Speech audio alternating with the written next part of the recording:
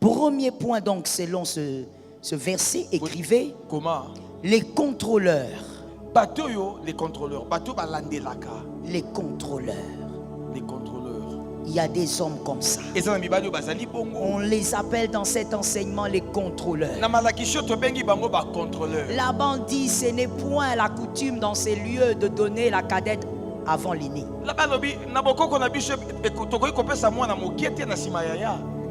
29. Et Laban donna pour servante à Rachel sa fille Bihal, sa servante. Parole du Seigneur. Et vous pouvez continuer, il y a plusieurs versets dans le livre de Genèse 29, même 30, qui démontrent que Laban, il avait un problème. Le problème de Laban, c'est que tout en recevant son neveu, il voulait contrôler toute la vie de son neveu. Tout ce qu'il faisait, il avait l'œil et la main sur ce que son neveu faisait. Et donc, il y a des hommes, il y a une catégorie d'hommes avares qui sont aussi des contrôleurs comme Laban.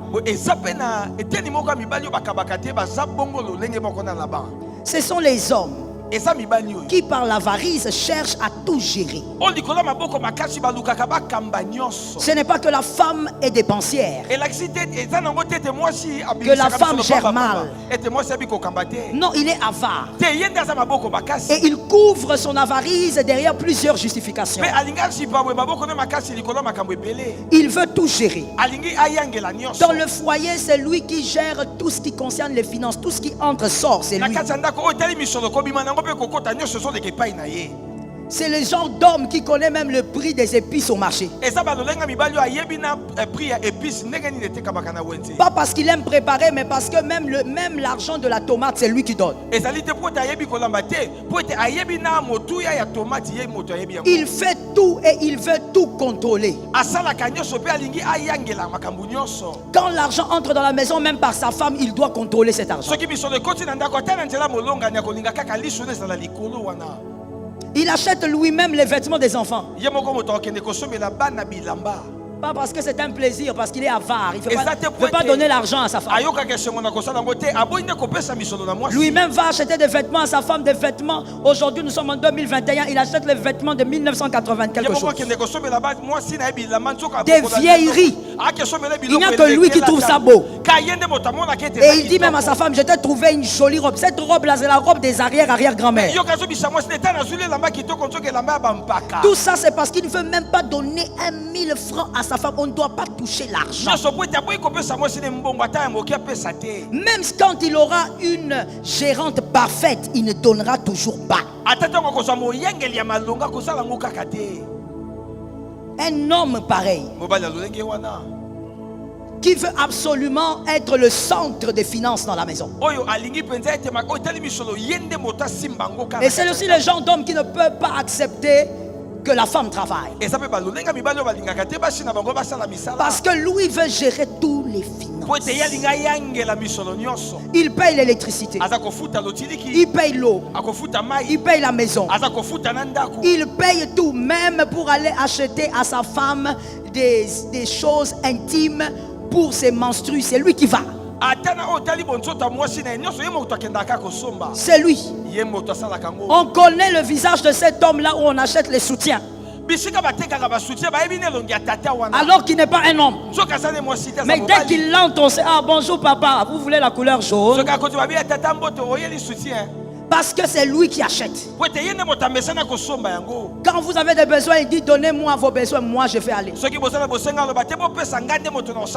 Sois délivré de ce genre d'attitude. J'ai entendu 3 amens de ce côté, les autres il y a un problème. Sois délivré de ce genre d'attitude. Il est là à tout gérer. C'est comme ça que je t'avais dit le vendredi passé, ma soeur. Ces genres de choses, on peut les détecter déjà dans le fiançailles. Tu peux observer, tu dis non, lui là, c'est la mort. il veut tout gérer. Et comme il veut tout gérer, même lorsque vous regardez la télé, il vous demande d'éteindre vite parce que vous dépensez en électricité. Lorsque vous êtes en train de prendre de l'eau, vous puisez de l'eau, il vient. Non, ça c'est suffisant, sinon la régie des eaux. Il contrôle tout. Tout, c'est sa poche. Acheter le pain le matin, il faut le réveiller. Il va donner l'argent. Et des fois même, il va lui-même acheter du pain. Et il amène la maladie. Un homme malade. Un homme avare. Et il y a des femmes qui vivent ça tous les jours. Que Jésus te délivre, toi qui es là ce soir. Et donc le problème de cet homme est lequel? Un homme pareil souffre de deux grands problèmes. Il peut en avoir plusieurs, mais je viens relever deux. Sa première maladie, il a un amour exagéré de l'argent. Précisez l'amour. Il a un amour exagéré de l'argent. Et donc comme il a un amour exagéré de l'argent, il a aussi un autre respect pour l'argent. Un respect exagéré. Un respect démesuré. Le respect qu'il a pour l'argent l'empêche de respecter les hommes comme il faut. Il considère que là où il place l'argent, là, l'homme il est en dessous. Écoutez mon frère, l'argent lui-même est un pouvoir. Ma soeur, est-ce que tu me suis? Suis-moi parce que tu es distraite. L'argent lui-même est un pouvoir. Et donc ce pouvoir, si vous laissez ce pouvoir opérer sur vous, vous allez avoir l'amour de l'argent. Un enfant de Dieu ne doit pas avoir l'amour pour l'argent, il doit avoir le besoin de l'argent. Vous en avez besoin parce que c'est un serviteur, mais vous ne devez pas être amoureux de l'argent. Et comme donc ces gens d'hommes est sous le pouvoir de l'argent, il n'a pas de respect pour sa famille. Il considère que l'argent est un grand roi qui ne peut pas donner à sa femme, qu'il ne peut pas donner à ses enfants. Que l'Éternel délivre. Et ce qui est grave, c'est que si vous êtes malade de cette manière, les personnes qui vous entourent vont constater que vous avez cette maladie. Les personnes qui vous entourent vont constater que vous avez plus de respect pour votre compte bancaire que pour votre propre famille. Il faut donc guérir au nom de Jésus.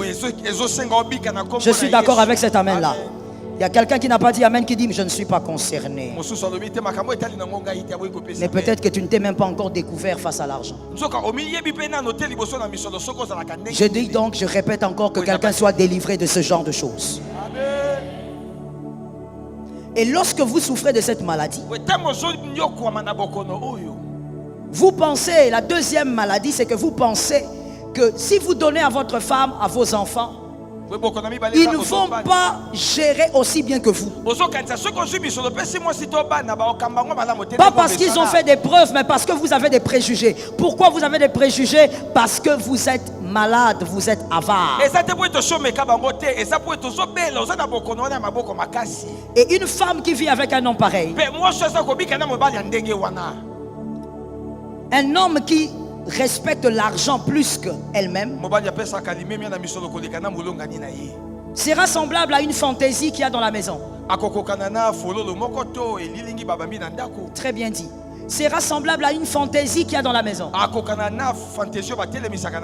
Et les fantaisies que vous avez dans votre maison ne vous propulsent pas.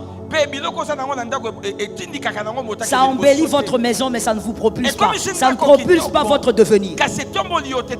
Une femme qui vit avec un homme comme ça ne va jamais propulser cet homme. Elle sera comme une fantaisie. Même si elle a beaucoup d'atouts pour propulser l'homme, elle ne le fera pas. Parce qu'il y a a l'amour qui est en train de se refroidir, elle se sent moins respectée. Elle sait que son mari respecte l'argent plus qu'elle. Il est difficile qu'une femme qui ne se sent pas respectée puisse propulser un homme. Il ne suffit pas d'avoir une femme intelligente. Que quelqu'un me dise j'écoute. Tu es en retard, dis-moi j'écoute. Il ne suffit pas d'épouser une femme intelligente. Il ne suffit pas d'épouser une femme qui a des atouts. Il faudrait que dans le mariage, cette femme vous respecte pour vous propulser. Une femme qui aide son mari à aller loin, c'est cette femme qui ressent le respect venir vers elle. Une femme qui ne se sent pas respectée, même si elle est capable, elle ne fera rien. Que l'Éternel te permette d'avoir une femme qui te propulse dans la vie. J'attendais les amens des hommes célibataires comme mariés. Que Dieu permette que ta femme te propulse au nom de Jésus. Et pour ça, tu dois démontrer à ta femme que tu la respectes plus que l'argent. Je suis sûr qu'il y a des gens qui m'ont entendu. Une femme qui ne vous respecte pas ne se préoccupe pas de votre devenir. Voilà pourquoi elle ne te propulse pas. Elle s'en fout de ce que tu deviens. Que tu montes, tu descends, elle te regarde. Et donc, monsieur, c'est toi qui perds. Celui qui souffre de ce genre d'avarice, il a peur d'être déséquilibré. S'il donne, il croit que ça va déséquilibrer son confort ou sa quiétude. Son équilibre dépend du fait qu'il contrôle tout. Il est timoré par le simple fait de penser qu'il doit donner. Et il est convaincu que ça va déséquilibrer son environnement. Que personne ne doit gérer en dehors de lui. C'est un manque de confiance en soi. Vous êtes plus fort que ce que vous possédez. Ça tombe sur toi. C'est toi qui as dit amen. Il faut prendre ça, mon frère. Il ne faut pas suivre le voisin qui dort ou qui pense à la maison. Il faut être dans le culte. Je dis, tu es plus fort que ce que tu possèdes. Ce n'est pas ce qui te possède qui te rend fort. Mais tu possèdes parce que tu es fort. Alors arrête de craindre ces déséquilibres-là.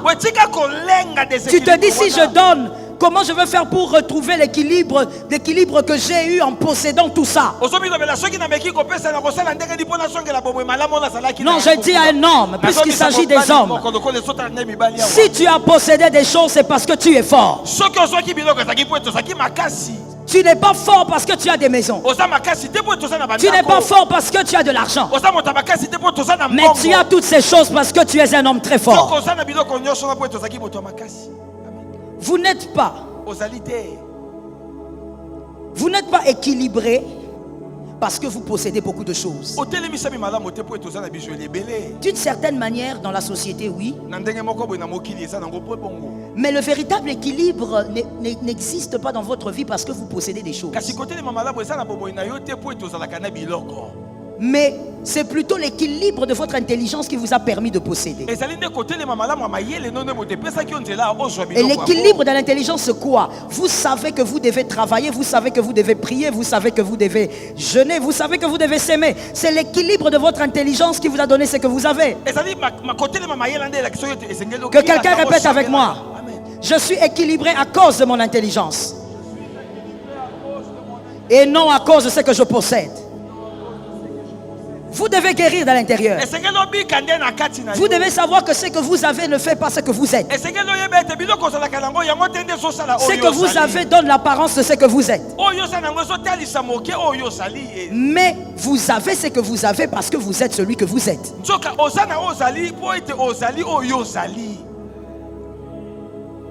Est-ce que vous avez compris? Vous ne devez donc pas craindre de libérer quand vous en avez. C'est un manque de confiance en soi-même. Guérissez au niveau de votre intelligence. Voilà pourquoi un élu doit savoir que tout ce qu'il va posséder dans la vie, ça sera d'abord à cause de Christ et à cause de ce qu'il est. Et à cause de ce qu'il est. Vous ne devez donc pas craindre d'être déséquilibré parce que vous perdez un $100 ou 200. Vous devez guérir. Ça tombe sur toi 3 fois.